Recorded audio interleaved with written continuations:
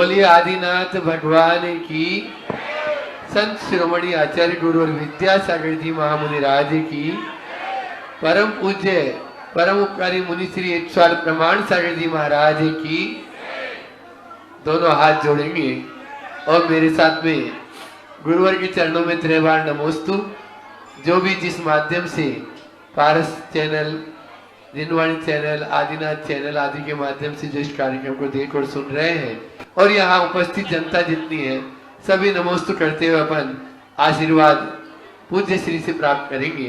नमोस्तु महाराज जी, नमोस्तु महाराज जी, नमोस्तु महाराज जी। और गुरु चरणों में बारंबार नमोस्तु करते हुए आज यह शंकर समाधान का सत्र इस आदिश्वर गिरी पर अपन प्रारंभ करते हैं।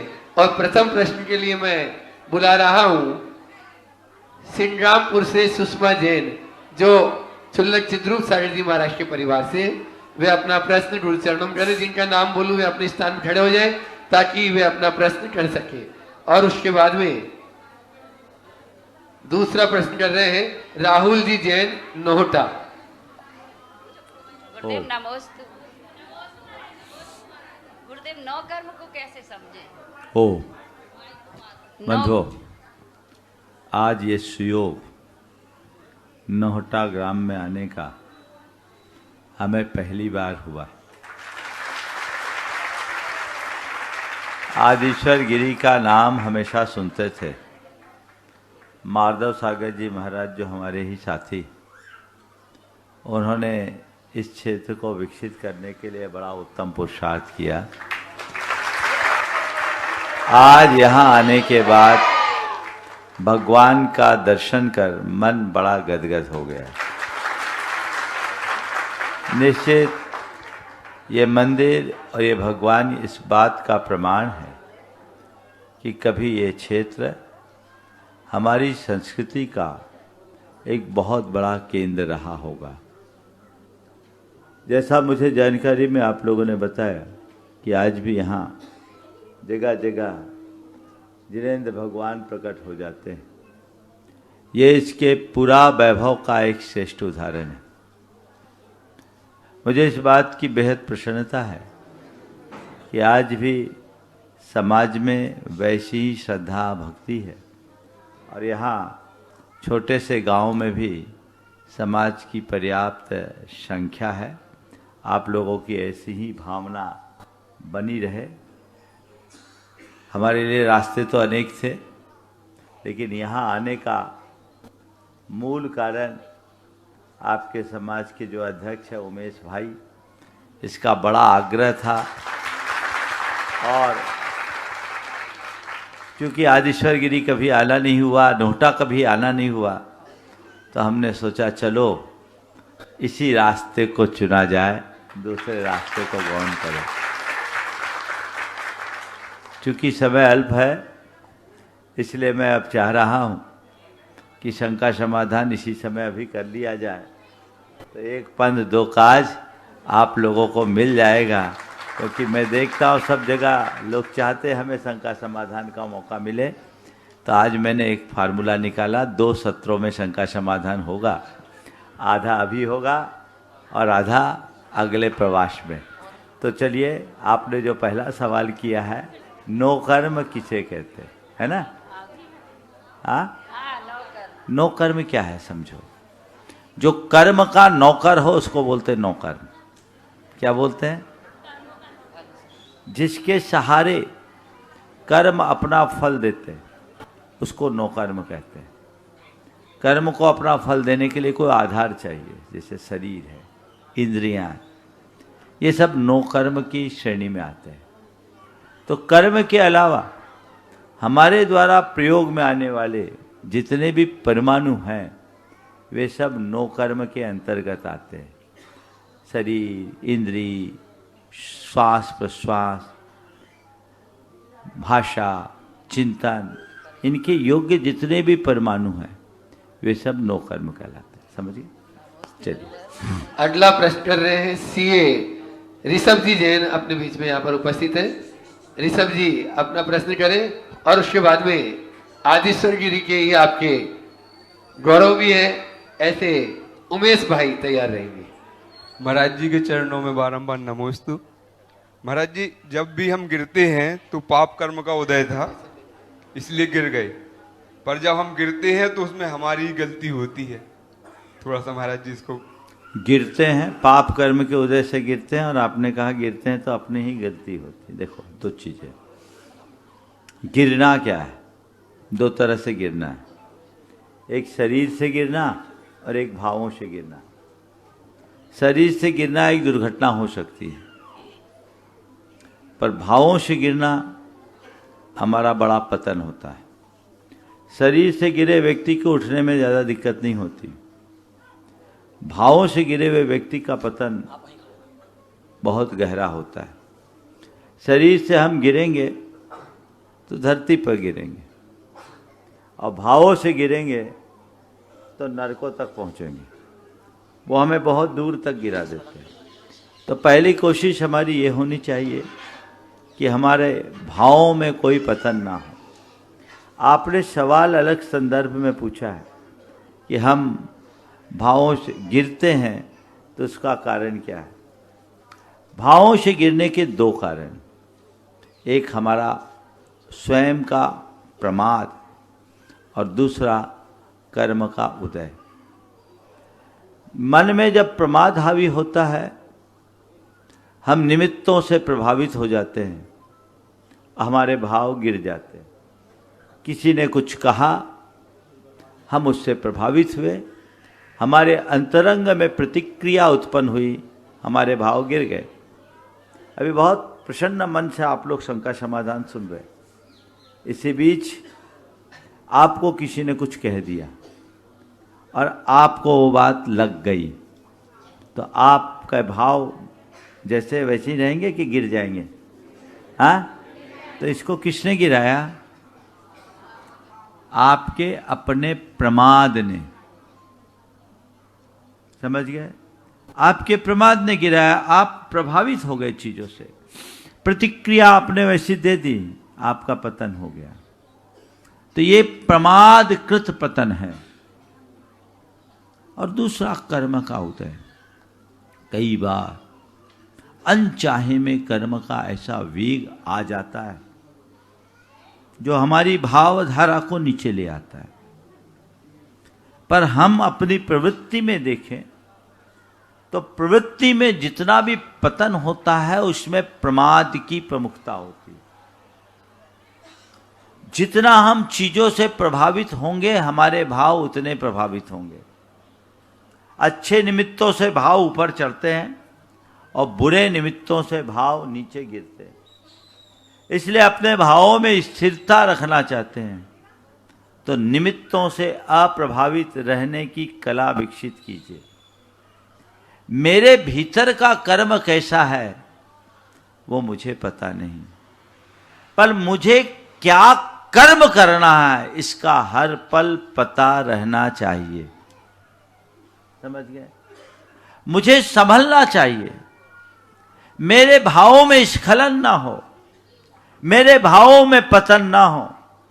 ये सावधानी हमें रखनी चाहिए, तब कहीं जाकर हम अपने जीवन का उद्धार कर पाएंगे और भावों में शिखर तक पहुंच पाएंगे। उमेश जी जैन आदिश्वर गिरी, वे अपना प्रश्न करेंगे और उसके बाद में आज अपने बीच में श्री दिगंबर जैन प्रबंधकारिणी सभा पनागर राजेश जी कटंगा के नेतृत्व में यहाँ पर पूरी उपस्थित है, वे तैयार रहेंगी।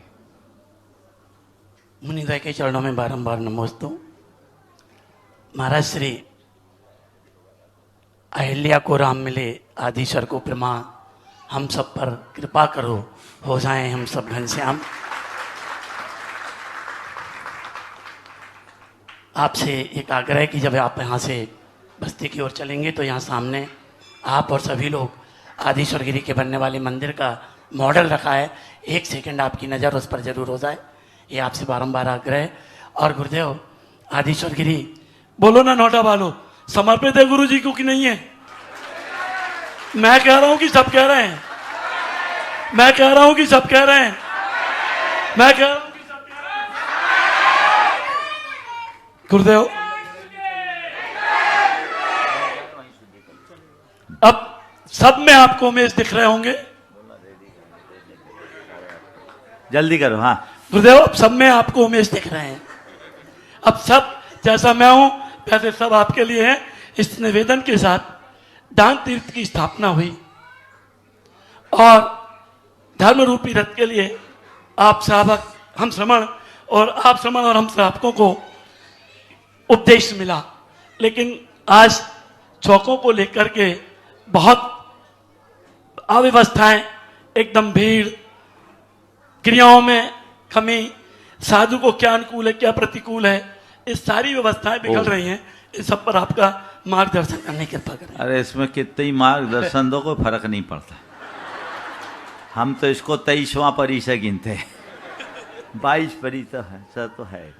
भक्ति के अतिरेक में कई बार अविवेक हो जाता है। श्रावक को विवेक रखना चाहिए। हमेशा आहार दान ही नहीं, हर क्रिया में, कोई भी धर्म की क्रिया करो विवेक से करो। हमेशा इस बात का ध्यान रखना, विवेकपूर्ण छोटी सी क्रिया भी महान फल देती है और विवेक के अभाव में की जाने वाली बड़ी बड़ी क्रिया का भी कोई लाभ नहीं मिलता।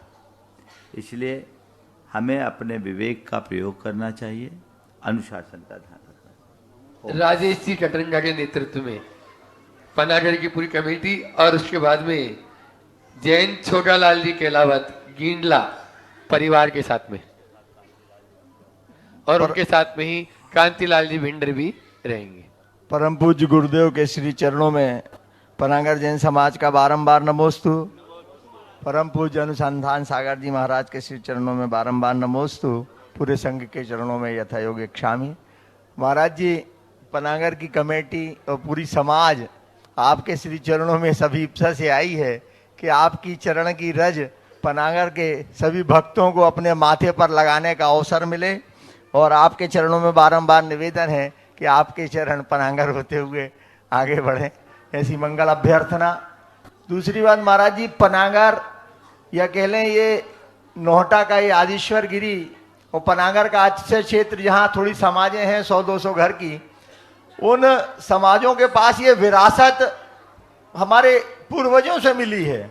लेकिन इन विरासतों को कैसे ऊंचे से ऊंचा उठाया जाए कि भव्यावित भव्य मंदिर में और एक ऐसी प्रभावना का केंद्र बने कि जो पूरे जगत में प्रसिद्ध हो। समाज को इस दिशा में क्या करना चाहिए, आपका मंगल उपदेश हमें प्राप्त हो, ऐसी बहुत अच्छा सवाल आपने किया है। आपका जो भाव है वो सबका भाव है, भावना भाइये, देखिए क्या होता है। लेकिन ये जो क्षेत्र है, ये क्षेत्र बहुत पुरातन क्षेत्र है। इतिहास बताता है कि संपूर्ण महाकौशल अंचल में कलचुरी युगीन अनेक जिन प्रतिमाएं, कलचुरी कालीन जितने भी राजा थे वे जैन धर्म के बड़े अनुरागी थे। चाहे बोहरीबंद के बाबा हों, चाहे पनागढ़ के हों, चाहे बिलहरी हो, चाहे ये नोहटा हो, उधर शहडोल हो, यहाँ से जितनी भी जिन प्रतिमाएं निकली, जबलपुर के हनुमान ताल, वहाँ बाजू में ये तेवर से अनेक प्रतिमाएं निकली। जबलपुर के संग्रहालय में भी इसका बहुत कुछ अवशेष प्रकट है। तो ये इस बात का प्रमाण है कि लगभग 1200 साल, 9वीं 10वीं शताब्दी बल्कि 8वीं शताब्दी से ये क्षेत्र बड़ा समृद्ध क्षेत्र रहा होगा। यहाँ काफ़ी संख्या में जैन धर्म के अनुयायी रहे होंगे और उसका ही ये प्रताप है कि आज गांव-गांव में पर्याप्त संख्या में हमारे समाज के लोग हैं। नोटा जैसी जगह में 100 घर दिखे। मैं तो देख रहा हूँ सराउंडिंग एरिया में सब तरफ समाज है। तो ये हमारे लिए एक बहुत सुखद पहलू है। अब ये विरासत आगे सुरक्षित रहे, उसके लिए 4 बातें मेरे मानस में उभर रही है। सबसे पहला काम, हम अपने जितने भी धर्मायतन हैं उनको सुरक्षित करें। अपने धर्मायतनों को सुरक्षित करने के क्रम में दस्तावेजों को व्यवस्थित करें। आज भी कई स्थानों में हमारे धर्मस्थलों के दस्तावेज खत्म है, उनको डिजिटलाइज कराएं, सबको ऑनलाइन डलवाएं, राजस्व विभाग से संपर्क करके उनको व्यवस्थित करें, पहला काम। दूसरा, जितने धर्मायतन हैं जो जीर्ण शीर्ण हैं उनका उद्धार करें। ये काम हमें धर्मायतनों की रक्षा के लिए करना चाहिए। दूसरा काम, पलायन को रोके। हमारी जहाँ भी समाज है वो वहीं रहे, बाहर न जाए। आजकल गांव की बात तो जाने दीजिए, शहरों में भी अब लोग कम रह रहे हैं। मैं भोपाल जैसे शहर की बात कर रहा हूं जो आपके प्रदेश की राजधानी है। वहाँ लगभग 60% घरों में केवल सीनियर सिटीजन रह गए। सबके बच्चे उच्च शिक्षा संपन्न होकर बाहर जॉब कर रहे हैं। ये तो मैं एक अच्छा पहलू देख रहा हूँ। सागर और दमोह जिले के इन गांवों में हमें युवा दिख जाते हैं। नहीं तो एक शहर में मैंने युवाओं की मीटिंग की, हमारा चातुर्मास था, हमने युवाओं की मीटिंग की और हमने कहा था भाई 18 से 35 साल तक के लोग लाओ।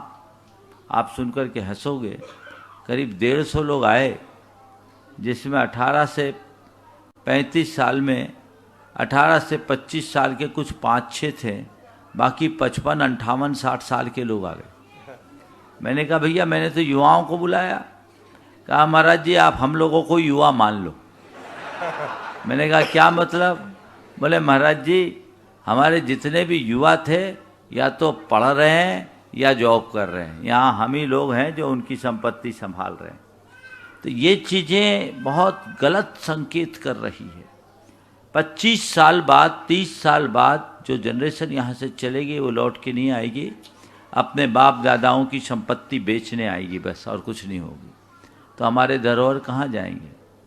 गाँवों में आज दिख रहा है, इसे बरकरार रखा जाए, ऐसी संभावनाएं विकसित की जाए। व्यापार आदि तो है ही, अच्छी है, बल्कि शहरों से अच्छा कारोबार गाँवों में है। गाँव के लोगों की पेइंग कैपेसिटी भी बहुत अच्छी है, तो इसको ध्यान में रखना चाहिए। बस इसके लिए एक जो समस्याएं हैं शादी विवाह की, वो लोगों को गांव से दूर कर रही है। ये एक प्रवृत्ति में खासकर हम समाज की युवतियों से कहना चाहेंगे, बड़े स्थान में जाने की जगह अच्छे स्थान में जाने का विकल्प रखें। हम छोटे जगह में नहीं जाएंगे, मैं कहूँगा खोटे जगह जाने से बचो। आज खोटे जगह जाने को तैयार है, छोटी जगह जाने को तैयार नहीं। ये सोच बदलनी चाहिए। युवतियां खुद आगे आए, ऑफर अगर उसको मिले शहर और गांव का तो गांव को प्रमुखता दे, क्योंकि गांव में जिस तरह का जनजीवन है आज भी प्रेम परस्परता और बंधुत्व की भावना, आत्मीयता की प्रगाढ़ता गांवों में देखने को मिलती है। शहरों में इनका अभाव है। आज गांव में हर व्यक्ति एक दूसरे को जानता है, शहर में तो बाजू के फ्लैट वाले को लोग नहीं पहचानते। तो ये चीजें हमें समझनी चाहिए। पलायन रोकने का पूर्ण प्रयास। तीसरी बात, गांव में लोग बसे रहे, उसके लिए कुछ ऐसे शिक्षा के आयतन आदि करना चाहिए जहां लोग रह सके, बच्चों की पढ़ाई लिखाई अच्छी हो सके, उसे बढ़ावा दिया जा सके। और चौथी बात, हमें रोजगार के अच्छे साधन गांवों में विकसित करना चाहिए ताकि पलायन को रोका जा सके। यदि ये चीजें हों तो हम अपनी इस धरोहर को बचा सकेंगे और इनके साथ जो सर्वोपरि है वो संस्कारों का प्रवाह बना रहे। पाठशालाएं चले, समय समय पर धार्मिक शिविर का आयोजन हो, साधु संतों का समागम हो, प्रत्यक्ष न हो सके तो लोग वर्चुअली समागम से जुड़े रहे, तो एक बहुत बड़ा बदलाव आ सकता है। इसकी बहुत ज़रूरत है। हमें इस दिशा में काम करना चाहिए। हम मंदिर बनाएं, साथ साथ समाज को भी बनाएं और एक कड़ी इसमें और जुड़ सकती है कि यहाँ की जन समाज का आपस में बड़ा सद्भाव है। हम उनको जैन धर्म से पूरी तरह परिचित करके उनके जीवन में जैन धर्म का प्रवाह उत्पन्न करने का प्रयत्न करें तो ये बहुत बड़ी उपलब्धि हो सकती है। नमोस्तु नमोस्तु। हाँ संतोष जी। पूज्य गुरुदेव जी के चरणों में कुछ कुछ नमोस्तु करते हुए पुनः निवेदन कर रहे हैं महाराज जी, हमारे आचार्य श्री की भावनाओं को, उनकी कल्पना को आपने बीज बन करके पन्नागर नगर में आरोपित किया था। आज वो एक कली के रूप में विकसित हो रहा है। हम चाहते हैं कि ऐसा फूल बन जाए कि जिसमें हमारा क्षेत्र का भी विकास हो जाए और आपके चरण रज मिल करके हम सभी यहाँ बहुत बढ़िया भावना खुश भाई। रहें। जैन छोटालाल जी के अलावा गिंडला और बिंडर वाले साथ में सभी लोग एक साथ साथ हो जाए और उसके बाद में अहरनीस गुरु सेवा में जो लगे रहते हैं और बिहार भी करा रहे हैं, आयुष जी जैन के नेतृत्व में पूरी टीम। धैराज मुनिराज के चरणों में नमोस्तु नमोस्तु नमोस्तु। महाराज जी, मुंबई समाज आपसे निवेदन कर रही है कि आप एक बार बंबई पधार कर हमें सब लाभान्वित करें। महाराज जी, मेरी शंका है कि आज की प्रस्तुति वंश अजैन परिवार की लड़कियां जैन कुल में आ रही है और आने के बाद क्या करें ताकि वो धर्म को अंगीकार करके आचार्य श्री मुनिश्रियों को आर दे सके। उनको लाने के पहले ही जैन बना लो, विधिवत उन्हें जैन धर्म में दीक्षित करो, जैन संस्कारों से जोड़ो, विवाह करके जैन बनाने की जगह जैन बना के विवाह कर लो वर्ण व्यवस्था के अनुरूप, तो ये रास्ता बहुत प्रशस्त होगा। नमोस्तु स्वामी नमोस्तु। आयुष जी जैन दमोह, अरियन जी जैन दमोह, मन्नू भैया भोपाल, विक्की भाई, आलोक भाई और बड़ भैया। हाँ नमोस्तु महाराज जी, मेरा प्रश्न है कि हृदय प्रेम चाहता है, मन सफलता चाहता है और आत्मा शांति चाहती है, ये तीनों ही व्यक्ति को चाहिए हो तो इसके लिए उपाय बताइए महाराज जी। हृदय प्रेम चाहता है, मन सफलता चाहता है और आत्मा शांति चाहती है। तीनों चीजें चाहिए तो क्या करें? देखो, आत्मा को पहचान लो, आत्मा को केंद्र बना करके चलो, शांति आएगी। आत्म बल बढ़ेगा तो सफलता होगी, और जब आत्मा को चाहने लगोगे तो तुम्हें सबकी आत्मा दिखने लगेगी, और जब सबकी आत्मा में एकात्मता आएगी तभी सच्चा प्रेम प्रकट होगा। इसलिए आत्म मूलक दृष्टि ही हमारे जीवन की उन्नति का आधार समझना चाहिए। नमोस्तु महाराज। यहाँ की नोटा की बालिका मंडल एक प्रश्न करेंगी, सब बालिकाएं एक साथ खड़ी हो जाएंगी, सुंदर सी द्रव्य सजाकर लेके आई हैं। एक बार हाँ, वे अपना प्रश्न गुरु चरणों में करें और उसके बाद में तैयार रहेंगे अंकुश जी जैन नोएटा। महाराज श्री के चरणों में त्रैवार नमोस्तु महाराज श्री, नमोस्तु महाराज श्री, नमोस्तु महाराज श्री। महाराज श्री, मेरे परिवार में एक घटना घटित हुई है 2025 में, जिसमें मैंने अपने छोटे भाई 16 साल पीयूष जैन को खोया है। महाराज जी, जब हम हॉस्पिटल में थे 16 दिन के लिए, तो महाराज जी वो हमने उसको देखा है कि वो हमेशा ही डमोकार मंत्र को ध्याता था, हमेशा ही वो डमोकार मंत्र पढ़ता था। वो बोलता था भगवान जी मुझे आएंगे और बचाएंगे। जब जब उसको डर लगता था वो हमेशा डमोकार मंत्र, और मैं मंगल पाठ करती थी, भक्तांबर करती थी। जब उसका डायलिसिस हो रहा था तो मैं उसके अंदर ही आईसीयू में खड़े होकर डायलिसिस के टाइम मैंने उसकी डमोकार मंत्र की जापें दी हैं, बड़े बाबा की जापें दी हैं। लेकिन फिर उसका नहीं, जो भी वहाँ हुआ नहीं, हम उसको बचा पाए। तो महाराज जी, मेरा प्रश्न यही है कि जब डमोकार मंत्र को अपन ध्याते हैं या पढ़ते हैं तो हमें किस गति की प्राप्ति होती है? देखो, बहुत अच्छा सवाल किया। सबसे पहले तो मैं तुम्हें ये आशीर्वाद देना चाहूँगा पूरे परिवार को कि इस घटना को भूलो। जो होना था वो हो गया। घटनाएं निश्चित दुखद है, लेकिन इस सब पर हमारा नियंत्रण नहीं। दूसरी बात, इस सवाल में एक सवाल तुम्हारे मन में ये भी हो सकता है कि इतना सब मंत्र वंत्र करने के बाद भी उनको नहीं बचा पाए तो मंत्र जपने से क्या फ़ायदा, शायद मन में आता भी होगा। समझो, ये सत्य है। मणि मंत्र तंत्र बहु होई, मरते न बचावे कोई, है ना। लेकिन फिर भी मंत्र आदि के जाप आराधन से हमारा मनोबल बढ़ता है, और कई बार ये भी चिकित्सा का काम कर जाता है। हम लोग देखते हैं कई बड़ी बड़ी बीमारियां होती हैं, उसकी अचूक औषधियां सुनिश्चित है, लेकिन दवाइयां करने के बाद भी कई बार व्यक्ति की जान नहीं बचती। तो हम क्या कहते हैं, दवाई लेना बेकार है, दवाई खाना बंद कर देते हैं क्या? जी नहीं। क्यों भाई? ठीक है, दवाई तो है, लेकिन दवाई आरोग्य दे सकता है, अमर नहीं बना सकता। इसी तरह मंत्र आदि से हमें शांति मिल सकती है, मंत्र से हमारे कर्म झड़ सकते हैं, लेकिन मंत्र हमारी आयु को नहीं टिका सकता, अमर नहीं बना सकता। समझ गए? तो जैसे अनेक बार नाकाम रहने के बाद भी हम औषधि का सेवन करते हैं, वैसे ही मंत्र और धर्म ध्यान का प्रभाव न दिखने पर भी हमें उसको जारी रखना चाहिए। समझ गए? अब रहा सवाल कि इतना सब कुछ करने के बाद भी क्यों नहीं हुआ। हम मंत्र इसलिए नहीं जपते कि हम ना मरें, हम मंत्र इसलिए जपते हैं कि मरने से न डरे।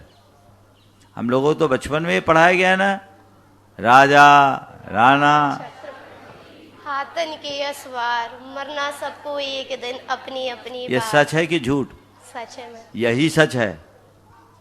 तो मंत्र तो हमने इसलिए अपनाया कि मेरे भाव स्थिर बने रहे, मेरा मन निर्मल बना रहे, मेरा चित्त उनसे अप्रभावित रहे। हमने मंत्र इसलिए जपा, मंत्र से हमारी सकारात्मकता बढ़ी। मंत्र कुछ नहीं करता ये कथन गलत है, पर मंत्र अमर बना देता ये धारणा भी गलत है।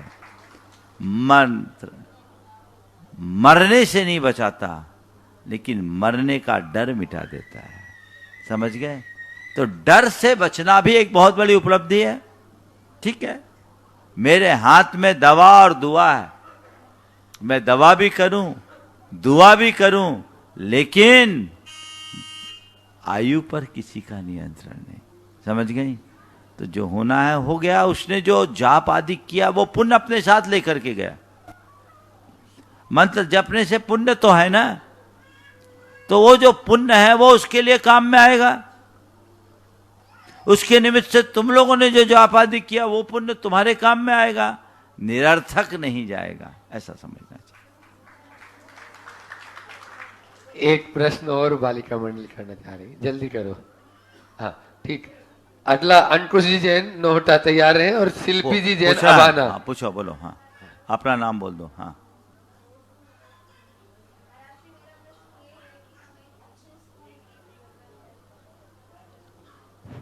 बोलो। नमोस्तु महर्षि। महर्षि, मेरा प्रश्न यह है कि हमें हमारे गांव में एक अच्छे स्कूल की जरूरत है, तो उसके लिए आप हमें थोड़ा मार्गदर्शन दें। प्रश्न है कि भाव है? स्कूल है तो भाव खोलो। भी है। महाराज का काम थोड़ी खुलाना, महाराज का काम तो उसके लिए आप आशीर्वाद है। मार्गदर्शन दें, मतलब बिल्कुल, किस बहुत तरीके अच्छी बात है। अब ये मंच में क्या मार्गदर्शन दूं? समाज आगे आए, कोई ठोस योजना समझ में आए और काम करने वाले लोग हों तो विचार किया जा सकता है। देखो, स्कूल बनाना बहुत सरल है, स्कूल खोलना भी बहुत सरल है, पर उसे चलाना बहुत कठिन है। जब तक वैसी टीम नहीं हो तब तक कुछ नहीं हो सकता। आप लोगों ने भाव व्यक्त किया है। अब गुरुकुलम खुलने के बाद जहाँ जाता हूँ लोग बोलते हैं, मैं कहता हूँ ठीक भाई, कार्य योजना बना के लाओ, समझ में आएगा तो आशीर्वाद मिल जाएगा। भावना है। और अभी मैंने अपनी चर्चा में भी कहा ना कि इस तरह के संस्थान खुलने चाहिए ठोस कार्य योजना के साथ। ओम। अंकुश जी जैन नोहटा, उसके बाद शिल्पी जैन अबाना तैयार रहे। समय कम है थोड़ा। हाँ हेलो। हाँ, हाँ। ओम। तुम्हें कुछ बोलना है? अलग से बोलो। दो मुनि राजों के चरणों में त्रिवार नमोस्तु करता हूँ। महाराज जी, सर्वप्रथम गुरु कृपा और गुरु आभार के तले समस्त नोहटा वासियों पर आपकी अनुकंपा हुई, जो आपका पदार्पण हमारे इस क्षेत्र पर हुआ। महाराज जी कहते हैं, आसमां को पाना है तो इरादों को बुलंद करना होगा, और धर्म को बचाना है तो कर्तव्यों का पालन करना होगा। आज का मनुष्य, आज की युवा पीढ़ी महाराज सर्वप्रथम सांसारिक कार्यों में इतनी बिजी हो गई है। यह क्षेत्र बस्ती से आध पौन किलोमीटर दूर पड़ता है। शांतिधारा में कुछ लोग रहते हैं महाराज जी, लेकिन वो भी कहाँ तक शांतिधारा लें। एवं आज की युवा को धर्म के प्रति क्या कर्तव्य करना चाहिए, कृपया कर शंका का समाधान करें। नमोस्तु महाराज जी। स्वाभाविक है कि बदली हुई जीवन शैली में लोगों की धार्मिक क्रियाकलाप प्रभावित हुए। हम लोगों के समय में दिनचर्या होती थी, अब नाइट लाइफ आ गई। लोग देर रात तक जगते हैं। क्लबों का कल्चर बहुत तेजी से बढ़ रहा है। इसके कारण सुबह से लोग उठते नहीं। लोगों का सूरज ही 8 बजे के बाद उगता है। तो जिनका सूरज 8 बजे के बाद उगेगा वो भगवान के चरणों में हाजिरी कैसे लगा पाएगा। लेकिन मैं इसके लिए सभी युवाओं से कहना चाहता हूँ, अपने जीवन के मूल्य और महत्व को समझो, अपनी दिनचर्या को व्यवस्थित रखें और ज़्यादा दूर नहीं है, भगवान की आराधना करें। और युवाओं की सुविधा के लिए आप सुबह 7 बजे शांति धारा करने की जगह 8 बजे भी कर सकते हैं, ताकि वो आ सके, उनको उत्साहित करें और युवा संकल्पित हो जाए कि हम लोग यहाँ रोज आएंगे, रोज पूजन कर सके तो वह तो उत्तम है, अभिषेक करे, अभिषेक भी नहीं कर सके तो दर्शन करे, दर्शन नहीं कर सकते सुबह तो शाम को आकर के भगवान का कीर्तन करे, भक्तामृत का पाठ करे, समूह रूप में यहाँ आए और सप्ताह में एक बार ठाट बाट से पूजन आराधना करते रहे, ताकि यहाँ का माहौल बना रहे और रौनक भी कायम रहे। इस प्रकार शिल्पी जी ने अभाना का नाम लिया। हाँ बोलो, बस अब इतना ही। बोलिए माइक।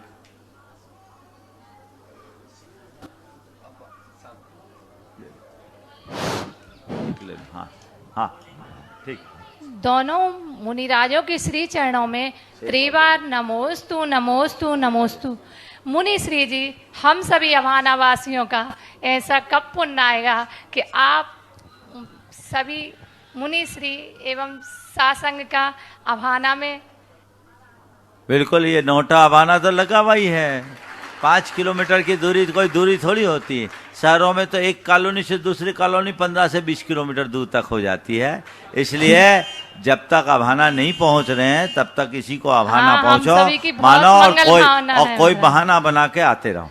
चलो आगे। मुनि श्री जी, हमारी शंका यह है कि समय जीवन की अनमोल निधि है। हाँ बोलो। हाँ बोलो। क्या हो रहा है?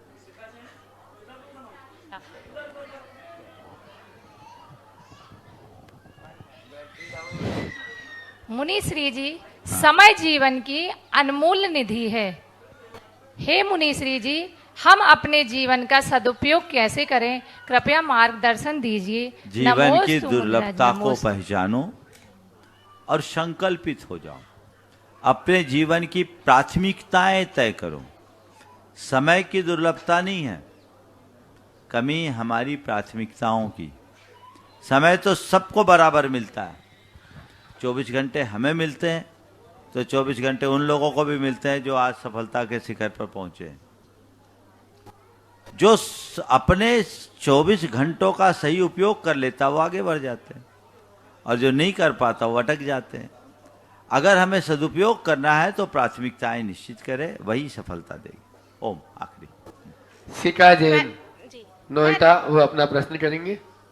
नमोस्तु महाराज जी। महाराज जी, ऐसे कौन सी ऐसा था कर्म के उदय से हमारी मोड़ी बोलती सुनती नहीं है? अब ये कर्म का उदय है। निश्चित किसी बोलने सुनने वालों के साथ उनने अपने अतीत में कुछ गलत किया होगा, उसका परिणाम है। महाराज जी। ओम। ठीक है, आशीर्वाद। अगले प्रश्न के लिए मैं बुला रहा हूं अपने बीच में कुंडलपुर कमेटी के पूर्व महामंत्री नवीन जी निराला।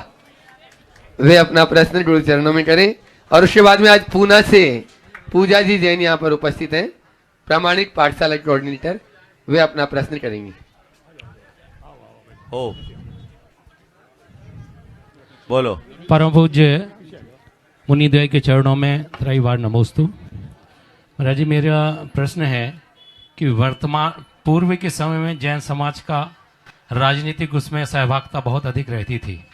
वर्तमान समय में आजकल राजनीतिक उसमें जैन समाज की सहभागिता नगण्य होती जा रही है। हमें ऐसा क्या करना चाहिए कि पूर्ववत हम अपना वर्चस्व वहां पे बना सके, इसमें हमें अपने निर्देशन प्रदान करें। नमोस्तु। जैनियों को चाहिए कि समाज की राजनीति कम करे और राजनीति के क्षेत्र में अपनी पैठ बनाए।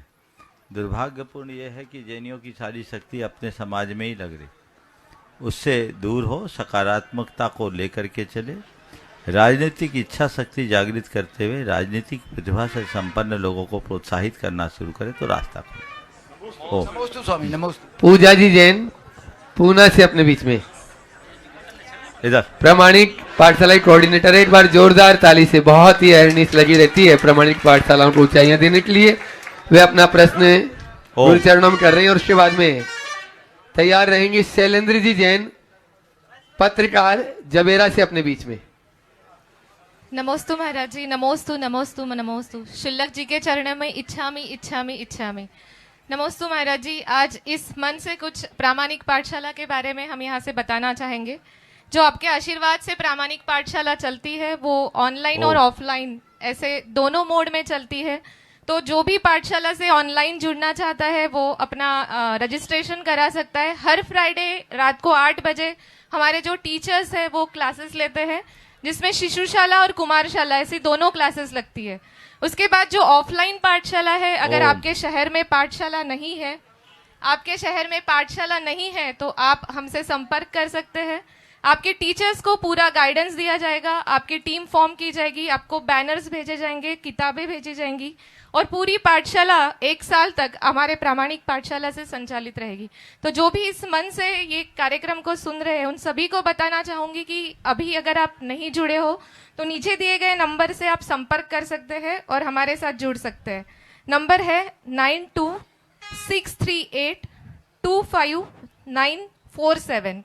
तो इस नंबर पे आप संपर्क कर सकते हैं और हमारे साथ जुड़ सकते हैं। नंबर दोबारा रिपीट कर दो जी। नंबर है 9263825947। और महाराज जी एक और एक्सपीरियंस शेयर करना चाहूँगी कि हम सिर्फ धर्म का ज्ञान नहीं देते, हम जो बाकी एक्सपर्ट्स हमारे पास आते हैं तो इस मंच से उनका लाइव शो अरेंज करते हैं। तो पूरी दुनिया में आज ये कार्यक्रम जो भी सुन रहे हैं, इस माध्यम से उनको अनुरोध करना चाहूँगी कि अगर आप स्पेस साइंटिस्ट हो, रोबोटिक्स एक्सपर्ट हो, मैथ्स एक्सपर्ट हो, ऑथर हो, आर्ट क्राफ्ट एक्सपर्ट हो, थिएटर ड्रामा करते हो, म्यूजिक एक्सपर्ट हो, puzzle, chess, photography, dance, nature, environment, yoga, meditation, अगर आप इसकी एक्सपर्टाइज रखते हो तो हमसे ज़रूर संपर्क करें। हम आपका लाइव शो इस प्रामाणिक की प्लेटफॉर्म पर ज़रूर अरेंज करेंगे। तो इस मन से ये निवेदन सभी के लिए मैं करना चाहूँगी। नमोस्तु महाराज जी, सभी मेंटर्स के लिए आशीर्वाद दीजिए महाराज जी। नमोस्तु नमोस्तु। एक बार इस बहन का जोरदार अभिनंदन कर दो। प्रामाणिक समूह के माध्यम से जो प्रामाणिक पाठशालाएं चल रही है, अन्य एक्टिविटीज भी है, उनमें प्रामाणिक पाठशालाओं का भी बहुत महत्वपूर्ण स्थान है। और इस कार्य में जितने भी लोग जुड़े हैं, पूजा बहन उसमें सक्रिय रूप से भागीदारी रख रही है।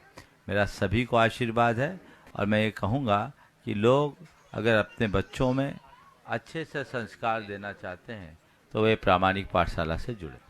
हेलो, गुरुदेव के चरणों में बारंबार नमोस्तु। पत्रकार शैलेंद्र जी जैन अपना प्रश्न कर रहे हैं और उसके बाद में आज सौरभ जी उपकार एजेंसी, साथ में ही अजय जी लंबरदार और सागर से जितने भी लोग हैं सब उन्हीं के साथ में हो जाए। एक प्रश्न गुरु चरणों में भी कर लें। गुरुदेव के चरणों में बारंबार नमोस्तु। गुरुदेव, मेरा प्रश्न है कि जीवन में सद्विचारों का क्या महत्व है, नकारात्मकता कैसे दूर करें गुरुदेव? विचार तो हमारे जीवन का प्राण, विचार ही हमें महान बनाते हैं, विचार ही हमारा पतन करते हैं। हम एक विचार है जो नर को नारायण बनाते हैं और एक विचार है जो नर से नारकी बनाते हैं। इसलिए हमें अपने विचारों के प्रहरी बन करके जीना चाहिए, विचारों को नकारात्मकता से बचाना चाहिए। अपने विचारों को सकारात्मक बनाए रखने के लिए 4 उपाय करना चाहिए। पहला, हमेशा सकारात्मक लोगों के जीवन चरित्र को पढ़ना चाहिए। दूसरा, सकारात्मक लोगों की संगति करना चाहिए। तीसरा, नकारात्मक लोगों से सुरक्षित दूरी रखना चाहिए। और चौथा, नित्य भावना योग करके मुझे सकारात्मक रहना है, ये भावना भाना चाहिए। नमोस्तु गुरुदेव, नमोस्तु। सौरभ जी जन उपकार एजेंसी, अजय जी लंबरदार और उनकी पूरी टीम, वे अपना प्रश्न गुरु चरणों में करें। उसके बाद में आज यह है द्वितीय सत्र संकट समाधान का, जहाँ चल रहा है कलेरा गांव में। वहाँ के जिस विद्यालय में यहाँ आज रात्रि निवास है उसके संचालक राहुल जी जैन और ब्रह्मचारी राजेश जी जैन अपने पूरे स्टाफ के साथ में तैयार रहेंगे। गुणायतन प्रणेता हम सबके भगवान मुनिश्री 108 प्रमाण सागर जी महाराज की नमो जय हो, नमोस्तु भगवान महाराज जी, नमोस्तु नमोस्तु। महाराज श्री हम सभी ग्रस्त जीवन में रहते हैं तो आसक्ति के साथ में अनासक्ति भाव से कैसे रह सकते हैं? आसक्ति के साथ अनासक्ति का भाव कैसे हो? दोनों चीजें एक साथ हो सकती है क्या? दोनों चीजें एक साथ नहीं हो सकती। आसक्ति को मंद करने का अभ्यास करो और आसक्ति को मंद करने के लिए हमें जीवन के यथार्थ को हमेशा सामने रखना चाहिए। जीवन के यथार्थ को सामने रखोगे तो चीजें रहेगी पर उनमें आसक्ति नहीं होगी। दूसरा, तत्व ज्ञान सामने रखो। अपने को हम जो हमारे पास चीजें हैं हम उसके प्रबंधक हैं, मालिक नहीं। इस भाव भूमिका के साथ जियो। ये सोचो ये सब चीज़ें टेम्परेरी है, कर्म की धरोहर है, किराए की चीज़ें हमारी नहीं। यदि ऐसी चीज़ें सोच करके चलोगे हमारी आसक्ति मंद होगी। अगला ब्रह्मचारी राजेश जी जैन, संचालक राहुल जी जैन, यहाँ के विद्यालय के और पूरा स्टाफ तैयार है? नहीं है, दूसरा बोलो। तेंदुखेड़ा से आज यहाँ बहुत ही प्रबल भावना लेकर हम देख रहे थे, रास्ते में भी पूरी समाज यहाँ पर अभी उपस्थित है। एक प्रश्न गुरु चरणों में कर लेंगे। मुस्कान जैन, तेंदुखेड़ा। सब एक साथ हो जाओ, खड़े हो। हाँ। बालिका मंडल, महिला मंडल, पुरुष मंडल, सभी का मंडल वालों के पीछे पूरा तेंदुखेड़ा है। ओ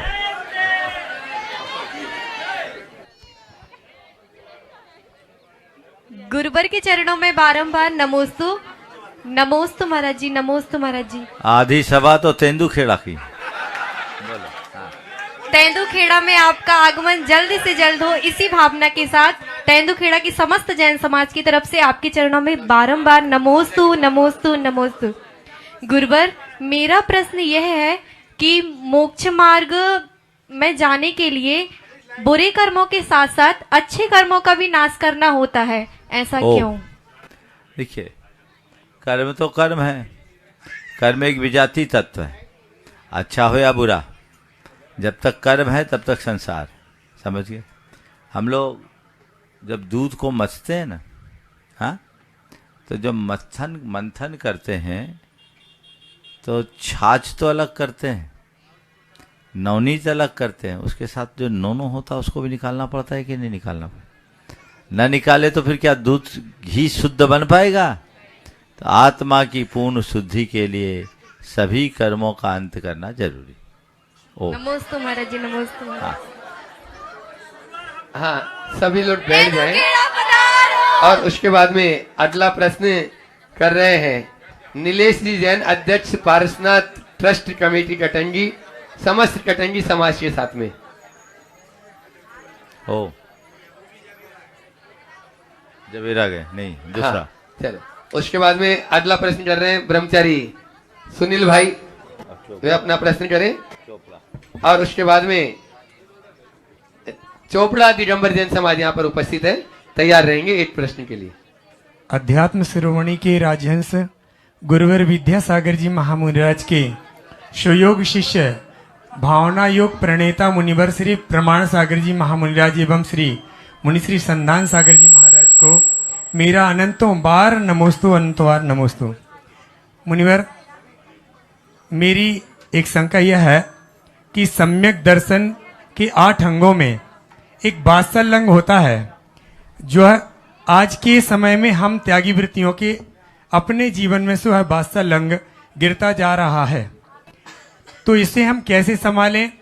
दूसरा, इसी में एक प्रश्न और यह है, चूंकि आज समाज के लोग दूसरों की संपत्ति को हड़प करके और जिन मंदिर में दान देते हैं और साथ ही साथ पुण्य का आश्रय कर लेते हैं, वर्तमान में उनको भाणा साय एवं पामा साय की उपाधि से अलंकृत किया जाता है, जिसमें हम भी गिरसित हैं महाराज श्री। इसे कैसे समझाएं? नमस्ते। देखो, प्रेम वात्सल्य के बिना धर्म नहीं होता। हर धर्मात्मा के हृदय में प्रेम होना चाहिए। और वह प्रेम भी कैसा, निष्कलुष प्रेम, बिना किसी प्रकार की कलुषता के। ये दुर्भाग्यपूर्ण है कि वर्तमान में लोगों का आपसी प्रेम और वात्सल्य घट रहा है और द्वेष वैमनस्य दिनों दिन बढ़ रहा है। उसकी वजह है कि हम अपने निहित अहंकार को प्रमुखता दे रहे हैं। हमें चाहिए कि हम अपने अहंकार को त्यागें और सही मार्ग को अंगीकार करें, तभी हम अपने धर्म को अपने लिए स्थिर बना पाएंगे। अन्यथा नाम से हम धर्मी भले कहलाएं, हमारे अंदर धर्म जैसा तत्व नहीं रह पाएगा। दूसरों की संपत्ति हड़पना घोर अनैतिक कर्म है।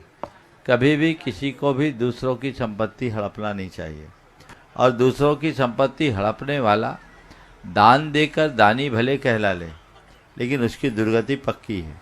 हमें ऐसे कुकृत्यों से बचना चाहिए। हाँ, चोपड़ा वाले एक साथ चोपड़ा दिगंबर समाज एक साथ हो जाए सभी लोग, और एक प्रश्न गुरु चरणों में शीघ्रता से करें बिना जयकार के, ताकि और भी नाम आ जाए। और उसके बाद में अमिता खंडारे कारंजा लाड से अपने बीच में है, जो मातेश्वरी है पूजा जी की। नमोस्तु नमोस्तु नमोस्तु नमोस्तु।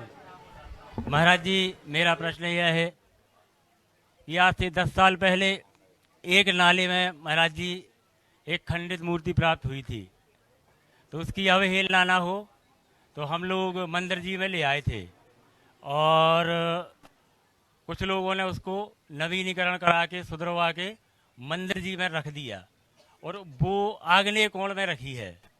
तब से महाराज जी लगभग 40 घर की समाज थी चोपड़ा में, अब 10 घर की समाज बची है।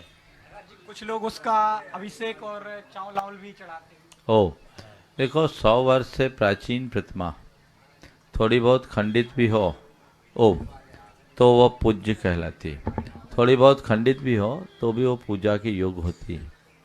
चूँकि वो प्रतिमा आपने मंदिर जी में विराजमान किया, यदि उसकी पूर्ण शुद्धि करके प्रतिष्ठा कर ली हो तो वो पूजा के योग्य है, और नहीं की है तो किसी जानकार को दिखाकर उसका काम करना चाहिए। अग्निकोण में रखना, वो भी किसी विशेषज्ञ को आप लोग बुला करके दिखाइए, मैं दूर से कुछ नहीं कह पाऊँगा, लेकिन उन्हें दिखा करके उसका उपचार कर लीजिए। ये कोई ज़रूरी नहीं कि समाज की संख्या का घटना भगवान को विराजमान करने के कारण हुआ, एक निमित्त बन सकता है, लेकिन जिस तरह का सामाजिक बदलाव और डेमोग्राफिकल चेंज आ रहा है, हर गांव शहर की ओर भाग रहा है, शहर महानगरों की ओर भाग रहा है, ये बहुत तेज़ी से बदलाव आ रहा है। व्यापार, व्यवसाय, पढ़ाई लिखाई, और अब तो शादी विवाह भी एक बड़ा फैक्टर बन रहा है। तो ये कारण है जिसके कारण लोग गांव छोड़ रहे हैं। हालांकि आज सुबह भी मैंने बोला था कि हमें अपने पलायन को रोकने का प्रयास करना चाहिए, तो जो भी कारण है उसका निवारण किया जा सकता है। बेहतर होगा आप किसी विशेषज्ञ को दिखाकर उनसे परामर्श लें। हाँ। अमिता जी खंडारे कारंजा लाड से अपने बीच में महाराष्ट्र, वे अपना प्रश्न करेंगे। उसके बाद में बंधुओं, एक सुयोग कल जबेरा समाज को मिलने वाला है प्रातः काल में, और जहां पूज्य महाराज श्री जी के साथ में ही दीक्षित सुखसागर जी महाराज जी का मिलन भी यह होने वाला है। उस समाज को यह एक सौगात प्राप्त होगी। डॉक्टर मनोज जी जैन जहाँ के मंत्री, वो अपनी पूरी समाज के साथ में एक प्रश्न गुरु चरणों में करेंगे। नमो महाराज श्री जी के चरणों में नमोस्तु। देखो माइक नमोस्तु बोलो। शुल्लक जी के चरण में निच्छामी। महाराज श्री, लोग कहते हैं कि अभिभावक की जिम्मेदारी है बच्चों को धर्म मार्ग पर लेकर चलना, पर हम हमारी बेटी से सीख रहे सच्चा धर्म क्या होता है, ये कैसे होगा, कृपया मार्गदर्शन करें गुरुवर। अभिभावकों को खुद स्वाध्याय करना चाहिए और अपने बच्चों को उसके लिए प्रेरित करना चाहिए। पाठशालाओं के माध्यम से हम अपने बच्चों को धर्म के पूर्ण संस्कार दे सकते हैं, और वही संस्कार हमारे जीवन की बेहतरी का आधार बनेगा। डॉक्टर मनोज जी जैन मंत्री जबेरा समाज, और उसके बाद में आकाश जी जैन नोएडा तैयार रहेंगे पूरे परिवार के साथ में। भावना के कोऑर्डिनेटर। हाँ, सर्वप्रथम तो गुरुदेव आपके चरणों में जबेरा जैन समाज की तरफ से अनंतों बार नमोस्तु। आपने जो उपकार किया है, जबेरा जो छूटा हुआ था परंतु आपने जवेरा को, जो आपके चरण पड़ने वाले हम लोग आपकी चरण पादुकाओं को धोने का सौभाग्य मिले, बहुत सौभाग्य मिला है। ओम, सीधे सवाल कर लो भाई। हाँ गुरुदेव, प्रश्न यह है कि हम लोग सभी लोग स्वाध्याय करते हैं और इस समय जैन तत्व विद्या का स्वाध्याय कर रहे हैं, सभी काम अच्छा करते हैं, फिर भी कभी कभी आत्मरौद्र ध्यान से नहीं बच पाते हैं। धर्म ध्यान भी करते हैं, शांति विधान, पूजन आदि सब करते हैं, तो ऐसा क्या करें कि आत्म और रौद्र ध्यान से भी बच सकें? देखो, आर्थ और ध्यान से बचने का प्रयास करना चाहिए, और जब भी हो जाए तो अपनी निंदा ग्रह करो और उसकी पुनरावृत्ति न करने का संकल्प लो, उसके प्रति जागरूक हो, ताकि संस्कारवश होने वाले आर्थ और ध्यान से बचा जा सके। पीछे दीजिए। आकाश जी जैन नोएडा, भावना कोऑर्डिनेटर, वे प्रश्न कर रहे हैं। उसके बाद में आज सहपुरा बिटोनी, वहाँ की भी समाज यहाँ पर उपस्थित है, पूरी समाज एक साथ हो जाए। निर्मल जी जैन, गुड़ाईतन। बोलो। नमस्ते गुरुदेव। गुरुदेव, हाँ, हम ना सेक्टर 50 नोएडा में भावना योग का क्रेन शुरू करना चाहते हैं, और उसके लिए मंदिर कमेटी से भी बात हो चुकी है, और उसके लिए आपसे मार्गदर्शन चाहिए और आपका आशीर्वाद चाहिए। नोएडा में वो भावना योग का पहला क्रेन होगा। बहुत सुंदर, ये बहुत अच्छा प्रस्ताव है, और मेरा अगर समाज इस बात को चाहती है तो इससे अच्छी बात कोई नहीं होगी। आप लोग मिलजुल करके इस काम को कीजिए, और समाज, शायद आपके अध्यक्ष प्रदीप जी हैं ना, हाँ जी, हाँ जी। उनको भी मेरा आशीर्वाद बोलिए, और मिल करके ये काम कीजिए। बहुत अच्छी पहल है, आशीर्वाद। सहपुरा बिटोनी दिगंबर जैन समाज, देव। निर्मल जी, वे अपना प्रश्न, अपनी बात गुरु चरणों में संक्षेप में रखे, और उसके बाद में तैयार रहेंगे यहाँ जहाँ ये कार्यक्रम चल रहा है, वहाँ के ब्रह्मचर्य राजेश जी और संचालक राहुल जी जैन। सहपुरा जैन समाज का बारंबार नमोस्तु नमोस्तु। महाराज श्री, प्राचीन पाषाण प्रतिमाओं में अक्सर चमत्कार देखने मिलता है, पीतल की मूर्तियों में उतना कभी सुनने में नहीं आया। तो कहना क्या चाह रहे हो? अरे भैया, अतीत काल में पीतल की प्रतिमाएं ज्यादा बनी नहीं, ये तो गुरु जी की कृपा है कि उन्होंने इसकी प्रेरणा दी। उनके काल में बहुत बनी, चूंकि बहुलता से पाषाण की प्रतिमाएं रही, इसलिए जो भी चमत्कारी घटनाएं घटी उन्हीं के साथ घटी। जिसका सद्भाव ही कम होगा, उसका प्रभाव हमको कैसे दिखेगा? अब दिखेगा जब विराजमान होने लगे हैं, तो आने वाले 150 वर्ष बाद जब कोई इतिहास लिखा जाएगा, तो हो सकता है ये भी चमत्कारिक सिद्ध हो जाए। ऐसे धातु की प्रतिमा में रानीला से प्रतिमाएं निकली, सब धातु की प्रतिमा निकली, और वो बहुत चमत्कारिक मानी जाती है। तो ये चीजें ऐसी बनी रहती है। चलिए, राहुल जी ने अपने पूरे शिक्षक गणों के साथ में शीघ्रता से अपना प्रश्न करें, और समय रहा तो ब्रह्मचारी साधना दीदी। मुनिश्री जी के चरणों में बारंबार नमोस्तु। संतान सागर महाराज जी के चरणों में बारंबार नमोस्तु। महाराज जी के चरणों में इच्छामी। मुनिश्री, यहाँ पर आचार्य श्री जी के आशीर्वाद से जॉय चिल्ड्रन अकेडमी नर्सरी से 8वीं तक विद्यालय संचालित एक शाखा यहाँ एक जवेरा में, आप ऐसा आशीष प्रदान करें ताकि बच्चों को शाकाहारी एवं संस्कारी शिक्षा प्रदान करके देश की उन्नति में वो लग सके। बहुत बहुत आशीर्वाद। चलो आगे। ब्रह्मचारिणी साधना दीदी। बस।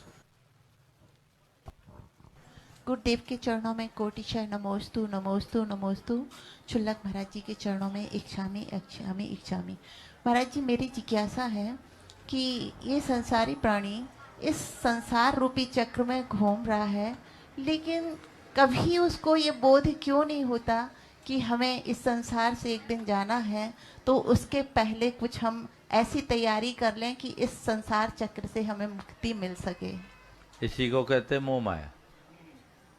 लिखा है, जानित जयी चिंतित जयी जन्म जरा संभवम दुखम नहु विषयेषु विरज्जयी अहो सुबद्धो कवडगंथि। जाना जाता है, चिंतन में आता है, विचार भी करते हैं, लेकिन फिर भी विषयों से विरक्त नहीं होते, मोह माया से छूट नहीं पाते। क्या करे, माया की गांठ गहरी है, इसे खोलो तभी रास्ता प्रशस्त होगा। समय हो गया, यहीं पर विराम। बोलिए अहिंसा परमो धर्म की। नमोस्तु महाराज जी, नमोस्तु।